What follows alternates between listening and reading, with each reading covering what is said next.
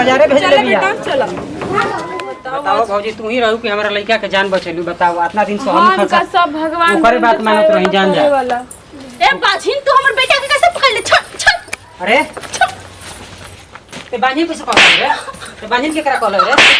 छोड़ दे बांझिन के करा कहल रे? इनकरे चलते हमरा लड़का के हमरा जान बचल है ते इनकरा के बांझिन कहत रे?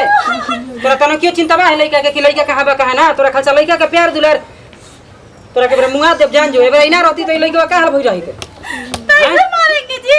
कैसे मारी तोरा के हम? तोरा तने क्यों चिंता रहे कि लड़का कहां रहे? तो खेल रही थी यहाँ पे हम अंदर थे। बताओ आज ना रहती तो लड़का के का हाल भई रही? जाके रोड पे हो जा रहला कैसे चल गुल अपना मने चल गुल रोड पे? हम देखे थोड़ी ना कि हम तो कान में बीची रानी दिन बखत ताई करा उल्टा पलटा बोलत रहतिया।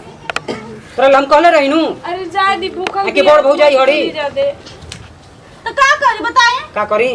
तो कहीं करे उल्टा पलटा ते बोल रहे अभी? माफ कर दी दीदी हमसे गलती हो गई। अब ना करम दोबारा ऐसा गलती। अरे ना तो हम का पीले बने वो तो समय पे पहुंच गई ना बाबू।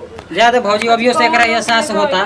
माफ कर दे हमके दीदी प्लीज। हमारे से का माफी मांगो तो तोरा से बेसी ये माना तड़ी भगवान से कि जे सब इंसान के छोट बड़ समझला। इंसान कबो छोट बड़ ना होकेला। हाँ दीदी। हर कोई धरती पाइल बा 4 दिन की जिंदगी बा हंस खेल के जिए के बा सबके तक दिन चल जाए के बा।